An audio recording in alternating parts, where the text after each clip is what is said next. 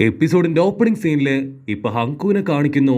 അവളാവട്ടെ കുട്ടപ്പനെ കണ്ടെത്താനായിട്ട് ആ കടല് മുഴുവൻ ഇപ്പൊ നീന്തി നടന്ന് പരിശോധിച്ചു കൊണ്ടേയിരിക്കുകയാണ്. ഇപ്പൊ ബോട്ടിലേക്ക് നോക്കിയ നമ്മുടെ ഈനോ ആവട്ടെ അവൾ തളർന്ന് കിടന്നുറങ്ങിയിട്ടുണ്ടാവും. കട്ട് ചെയ്ത ഒരു നീലമുടിക്കാരൻ ഇപ്പൊ ഒറോച്ചിമാറുവിന്റെ അടുത്തേക്ക് ഓടിക്കൊണ്ടിരിക്കുകയാണ്.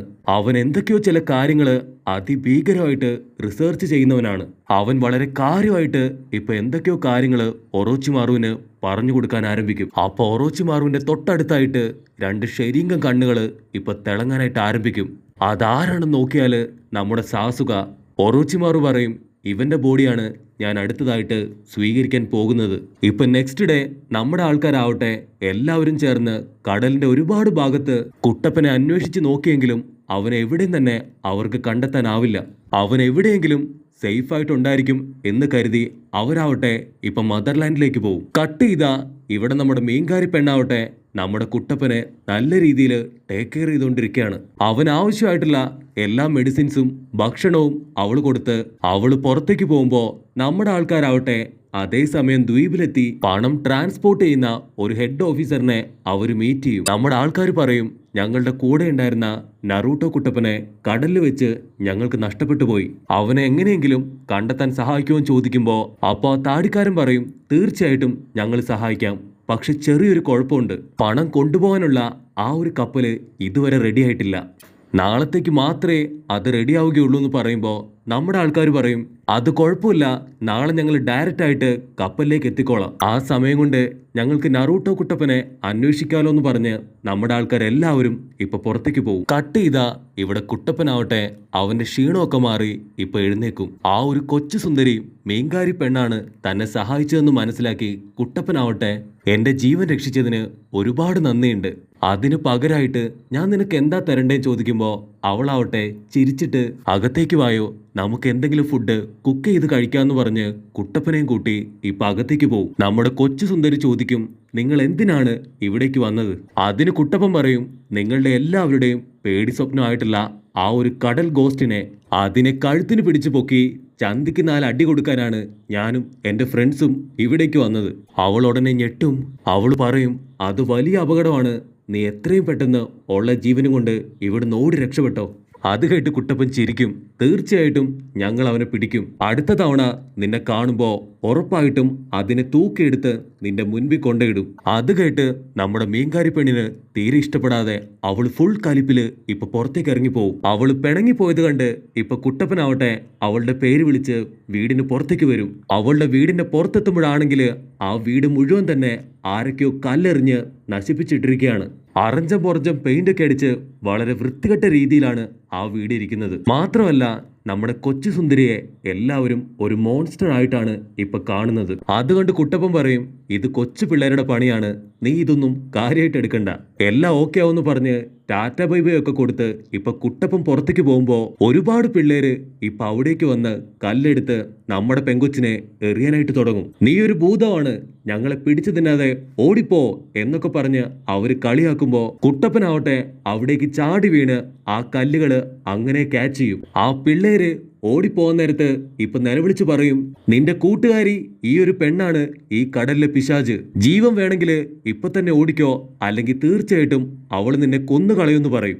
അത് കേട്ട് കുട്ടപ്പൻ അവരെ തല്ലാൻ ഓടിക്കുമ്പോ അവള് പറയും, വേണ്ട, അത് സ്ഥിരം ഇവിടെ നടക്കുന്നതാണ്, എനിക്കിപ്പോ കുറച്ച് പ്രൈവസിയാണ് വേണ്ടത്, നീ ദയവ് ചെയ്ത് ഇവിടുന്ന് പോകാൻ പറയുമ്പോ കുട്ടപ്പനാവട്ടെ, നിന്നെ എല്ലാവരും ഇങ്ങനെ കളിയാക്കുന്നതിന് കാരണം അത്രയും പേര് പോയതില് നീ മാത്രമാണ് തിരിച്ചു വന്നത്. അതുകൊണ്ട് തീർച്ചയായിട്ടും നീ ഡിഫറെൻ്റ് ആണ്, അതുകൊണ്ടാണ് എല്ലാവരും നിന്നെ കളിയാക്കുന്നതെന്ന് പറയുമ്പോൾ അപ്പൊ അതേ സമയത്ത് ലോങ് ഷോട്ടില് ഏതോ ഒരുത്തൻ ഒരു ഡെപ്പയും തൂക്കി കുതിരപ്പുറത്ത് പോകുന്നതായിട്ട് നമ്മുടെ കുട്ടപ്പൻ കാണും. അവൻ കണ്ണുകൊണ്ട് എന്തൊക്കെയോ ആക്ഷനൊക്കെ കാണിക്കുന്നുണ്ട്, പക്ഷെ എന്താണെന്ന് കുട്ടപ്പന് പിടികിട്ടില്ല.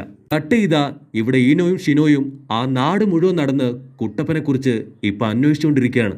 അപ്പൊ ഒരു പെണ്ണ് അവരുടെ അടുത്ത് പറയും, അവൻ നൈറ്റാണ് കാണാതെ പോയതെങ്കിൽ തീർച്ചയായിട്ടും ആ ഒരു കടൽ ഭൂതം അവനെ കൊണ്ടുപോയിരിക്കും. അപ്പൊ അവളുടെ മുത്തശ്ശി അവിടേക്ക് വന്ന് കഴിഞ്ഞ ആഴ്ചയും ഇതുപോലൊരു സംഭവം ഉണ്ടായി എന്ന് പറയാൻ ശ്രമിക്കുമ്പോ അവളാവട്ടെ മുത്തശ്ശിയുടെ വാ പൊത്തും. അവരെന്തൊക്കെയോ മറച്ചു വെക്കാണെന്ന് മനസ്സിലാക്കിയ നമ്മുടെ ഈനോയ്ക്കും ഷിനോയ്ക്കും ഒരുപാട് ദേഷ്യം വന്ന് വീണ്ടും വീണ്ടും കാര്യങ്ങള് തിരിച്ചും മറിച്ചും അവരുടെ അടുത്ത് ചോദിച്ചുകൊണ്ടിരിക്കും. അതിനാ പെൺകുട്ടി പേടിച്ചു വിറച്ചു പറയും, ദയവ് ചെയ്ത് എന്നോടൊന്നും ചോദിക്കരുത്. അത് കൂടുതലായിട്ടും ആക്രമിച്ചിട്ടുള്ളത് ഗ്രാമത്തിന് വെളിയിലുള്ളവരെയാണ്. അത് കേട്ട് നമ്മുടെ ആൾക്കാർ പറയും, ഞങ്ങൾ വന്നത് തന്നെ ആ ഒരു കടൽ ഭൂതത്തെ പിടിച്ചു കെട്ടാനാണ്. അതുകൊണ്ട് എല്ലാ കാര്യങ്ങളും ഞങ്ങളോട് പറയുമ്പോ ആ പെണ്ണാവട്ടെ ഇപ്പൊ ഷോക്കായിട്ട് പതിയെ പതിയെ ഒരു ഫ്ലാഷ് ബാക്കിലേക്ക് പോകും. വർഷങ്ങൾക്ക് മുൻപ് ഒരു ഭീകരനായിട്ടുള്ള ഫിഷർമാൻ ഡീമൻ അയർലാൻഡിലേക്ക് ഒറ്റയ്ക്ക് പോയി. അവനെ എല്ലാവരും വിളിച്ചിരുന്നത് ഒരു ലെജൻഡ് മാൻ എന്നാണ്. മാത്രമല്ല അവൻ എല്ലാവരോടും നിങ്ങൾ ഒരിക്കലും ഡീമൻ അയർലാൻഡിലേക്ക് വരരുത്, അവിടെ വലിയൊരു ഡീമൻ ചുറ്റി നടക്കുന്നുണ്ടെന്ന് ജനങ്ങളോട് പറഞ്ഞിരുന്നു. പക്ഷെ ആ ഒരു ഐലൻഡിലാണ് ഒരുപാട് മീനുകളുടെ കലവറയുള്ളത്. അതുകൊണ്ട് തന്നെ ലെജൻഡറി പറഞ്ഞത് കേൾക്കാതെ ഒരുപാട് പേര് ആ ദ്വീപിലേക്ക് പോയി. അതും പോരാതെ ഗ്രാമത്തിലുണ്ടായിരുന്ന ദ്വീപില് മീൻ കുറവായിരുന്നതിനാല് ഞാനും എന്റെ ഭർത്താവും ആ ദ്വീപിൽ പോയി മീൻ പിടിക്കാൻ ആരംഭിച്ചു. ഞാൻ കടലിൽ മുങ്ങിത്തപ്പി മീനുകളുമായിട്ട് തിരികെ എത്തിയപ്പോ തോണിയില് എന്റെ ഭർത്താവിനെ എനിക്ക് കാണാൻ കഴിഞ്ഞില്ല. വീണ്ടും വീണ്ടും ഗ്രാമത്തിൽ നിന്ന് ഒരുപാട് പേര് ആ ദ്വീപിലെത്തി. പക്ഷെ അവരാരും ഇതുവരെ തിരികെ എത്തിയിട്ടില്ല. ആകെ തിരികെ എത്തിയത് ആ ഒരു മുക്കുവ പെണ്ണ് മാത്രമാണ്. സോ ആ ഒരു മുക്കുവത്തി പെണ്ണിനെ കാണുകയാണെങ്കിൽ തീർച്ചയായിട്ടും കുറച്ചുകൂടി ഇൻഫർമേഷൻസ് ഉറപ്പായിട്ടും കിട്ടും. കട്ട് ചെയ്താ ഇവിടെ ഹൊക്കാഗെ ആവട്ടെ വളരെ ശോകം അടിച്ച് എന്തൊക്കെയോ വായിച്ചുകൊണ്ടിരിക്കുകയാണ്. അപ്പൊ അസിസ്റ്റന്റ് ചേച്ചി കറക്റ്റ് ആയിട്ട് ഒരു ബുക്കും എടുത്ത് ഹൊക്കാഗെ ആന്റിയുടെ അടുത്തെത്തും. മാഡം ചോദിച്ച ആ ഒരു ഇൻഫർമേഷൻ ഈ ബുക്കിലുണ്ടെന്ന് പറഞ്ഞ് അത് ഹൊക്കാഗയ്ക്ക് കൊടുക്കും. അപ്പൊ ഹൊക്കാഗെ ആന്റി മൂഡ് ഔട്ട് ആയിട്ടിരിക്കുന്ന കണ്ട് അസിസ്റ്റന്റ് ചേച്ചി ചോദിക്കും, എന്തു പറ്റി, എന്തുകൊണ്ടാണ് ഇങ്ങനെ മൂടിയായിട്ടിരിക്കുന്നതെന്ന്.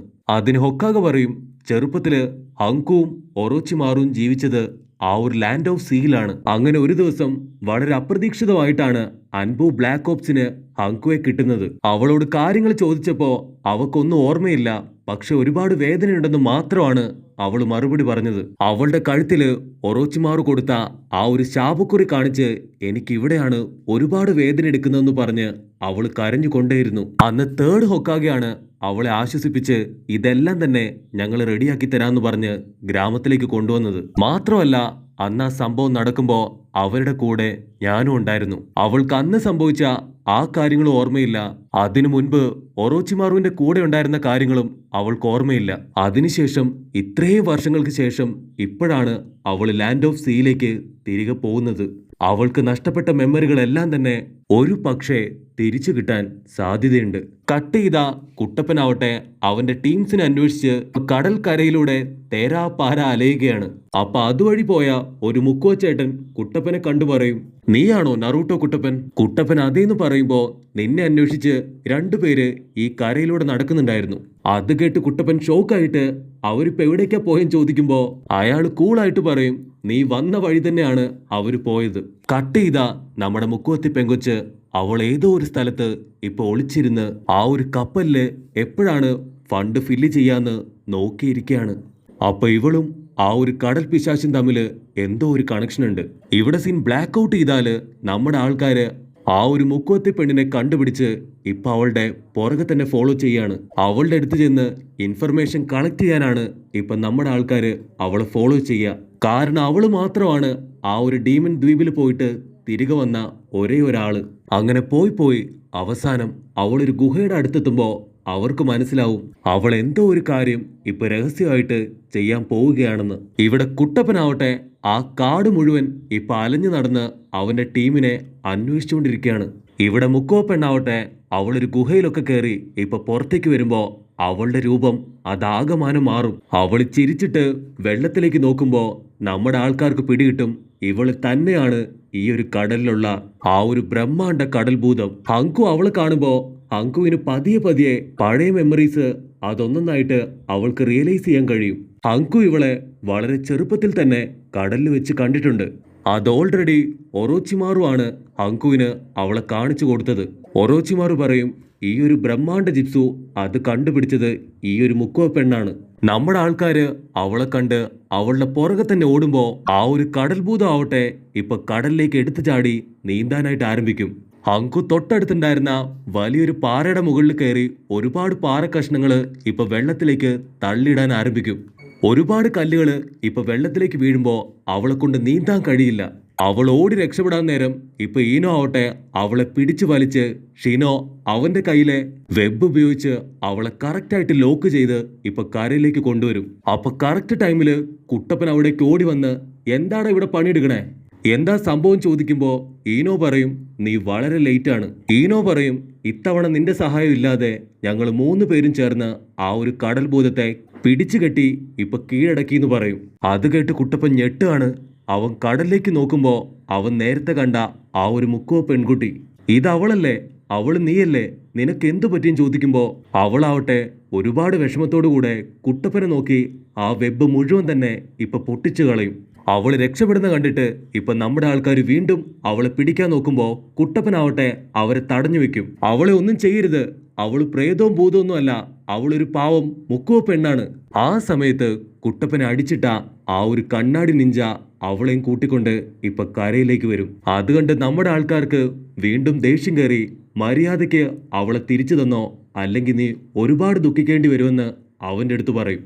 അത് കേട്ട് നമ്മുടെ മുക്കുവ പെൺകുട്ടി ശോകമായിട്ട് നിൽക്കുമ്പോ അവൻ പറയും ഇവള് ഞങ്ങളുടെ അടിമയാണ്, ഒരിക്കലും നിങ്ങൾക്ക് ഇവളെ ഞാൻ വിട്ടുതരില്ല.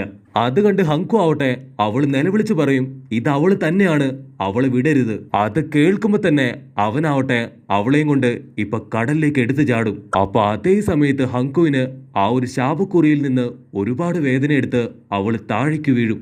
ഇവിടെ എന്താ സംഭവിക്കുന്നതെന്നറിയാതെ കുട്ടപ്പനാവട്ടെ വണ്ടറടിച്ച് നിൽക്കുന്നതോടു കൂടി ഈ ഒരു എപ്പിസോഡും അവസാനിക്കുന്നു.